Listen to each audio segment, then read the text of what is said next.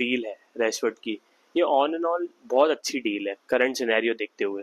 Financial condition सबको पता है बार्सिलोना की, ऊपर से जो निको विलियम्स वाली कहानी चली थी पूरी, वो तो सबको पता ही है। और उसके बाद डेको का जो इंटरेस्ट था वो लुइस डियास में था। तो करंट स्टेट में 60 मिलियन 70 मिलियन लुइस डियास को लेके आने की जगह रैशफोर्ड को लोन पे लेके आए हैं, और उसके लिए भी ये सीजन बहुत इंपॉर्टेंट है। और उसके बाद अभी वो कैंप में प्रिपेयर भी कर रहा था, फिजिकली फिट भी दिख रहा है, और उसका ड्रीम था बार्सिलोना ज्वाइन करने का, वो इंटरेस्ट पहले ही दिखा चुका था। हांसी फ्लिक ने ही पुश किया डेको को कि instead of going for Luis Diaz Rashford को लेके आते हैं।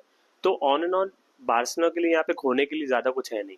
लोन पे अगर सक्सेसफुल नहीं होती तो फाइनेंशियली ज़्यादा हर्ट नहीं होंगे, और स्क्वाड डेप्थ बढ़ गई। अब अपने पास वैसे ही अटैकर अच्छे खासे हैं। फ्रंट लाइन बार्सिलोना का भी बहुत सही चल रहा है। Raphinha, Lamine Yamal, Lewandowski, Farhan Torres, Danny Olmo, तो ये सारे प्लेयर्स वैसे ही हैं।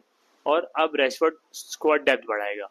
अब हांसी फ्लिक उसको कैसे यूज़ करते हैं वो देखना बहुत इंटरेस्टिंग होगा, क्योंकि यूजुअली गेम्स में हमने देखा है जब रफीनिया लेफ्ट साइड पे स्टार्ट करते हैं और बाल्दे स्टार्ट करते हैं, तो बाल्दे ओवरलैप लेके जब लेफ्ट साइड विड यूज करते हैं तो रफीनिया सेंट्रल आ जाता है थोड़ा। तो हो सकता है कि हांसी फ्लिक मार्कस रेशफोर्ड को लेफ्ट विंग पे खिलाए और रफीनिया को बिहाइंड द स्ट्राइकर खिलाए, फ्रीडम दे उनको।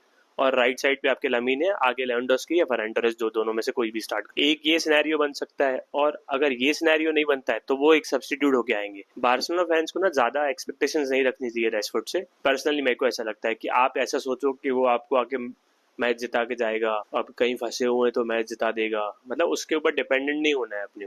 ये साइनिंग ऑन एंड ऑल अच्छी है, स्क्वाड डेप्थ बढ़ता है। हमने देखा है second half of the season में जब फटीक दिखने लगता है प्लेयर्स में, तो तब फ्रेश लेग्स काम आ सकते, तब ये जो रोटेशंस होंगे थ्रू आउट द लीग, तो वो चीजें बहुत इंपॉर्टेंट रहेंगी। वो चीजें आपके बाकी प्लेयर्स को भी फिट रखेगी। और ये जो सीजन है रैशफोर्ड के लिए रिडम्पशन सीजन है, और टॉप प्लेयर्स में उनका नाम आता था क्योंकि उन्होंने अच्छा परफॉर्म किया था, पर उसके ड्रॉप आया फॉर्म में। अब वो किसकी गलती है, उसकी भी गलती हो सकती है। मैनचेस्टर यूनाइटेड में बहुत सारी चीजें चल रही थी, वो भी प्रॉब्लम हो सकती है। अब उसके बारे में कुछ कह नहीं सकते। अब मेरे को एक चीज ये दिख रही है कि लास्ट सीजन जैसे मैनचेस्टर यूनाइटेड ने एंटनी को लोन पे दिया था रियल बेटिस को, तो उनका परफॉर्मेंस बहुत उभर के आया था। जो वो चीज मैनचेस्टर यूनाइटेड में नहीं कर पा रहे थे, उसके रीजन कोई भी हो सकते हैं, पर्सनल रीजन भी हो सकते हैं, मैनचेस्टर यूनाइटेड के जो प्लान्स थे या जो उनका गेम स्टाइल है, वो रीजन कुछ भी हो सकते हैं। पर उन्होंने जब रियल बेटिस में आए तो उन्होंने बहुत अच्छा परफॉर्म किया, वो सबने देखा। तो मेरे को एक चीज ये लग रही है कि रैशफोर्ड बार्सिलोना में अच्छा परफॉर्म तो करेंगे। मेरे को थोड़ी होप्स तो है इस चीज की कि वो मैनचेस्टर यूनाइटेड से निकले, उनका रिडम्पशन सीजन है, यहाँ से अगर वो अच्छा परफॉर्म कर लेते हैं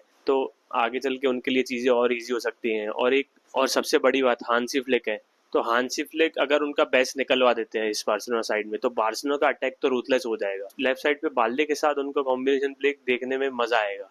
इतना पेस है दोनों में, वर्सेटाइल प्लेयर है, ड्रिबल्स अच्छे मारता है। ऑन एंड ऑल बार्सिलोना के लिए गुड साइनिंग है, मतलब करंट सिनेरियो में ज्यादा पैसा खर्च नहीं करके एक अच्छा प्लेयर ही आया, डिसेंट प्लेयर आया है। तो अगर ये परफॉर्म नहीं भी करता है तो फाइनेंशियली भी ज्यादा आपको लॉस नहीं हो रहे हैं, तो आप ये चीज बेयर कर सकते हो।